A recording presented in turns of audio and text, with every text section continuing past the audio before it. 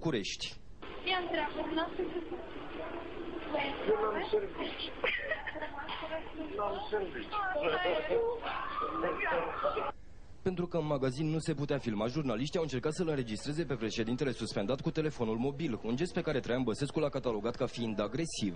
Doamna președinte, îmi dați și mie telefonul? De ce? Pentru că ai fost agresiv. Nu am fost agresiv, m-am întrebat. Și eu braznică. Nu am fost, m-am întrebat dacă aveți un procent. Vii după telefon luni. Unde? Mă cauți la Cotroceni. Da, dar imaginea mea și timpul liber e al meu, dragă. Da? Totul are o limită. Telefonul meu ăsta se consideră furt. Nu, ți l-am luat. Mi l-ați furat. Public. Mi l-ați furat public. Mă cauți luni. Păi, dar până atunci pot să fac plângere la poliție, Ia nu? făcut o plângere la poliție. Că domnul președinte Traian Băsescu mi-a furat telefonul mobil. Pensionări, în general, sunteți pricepuți.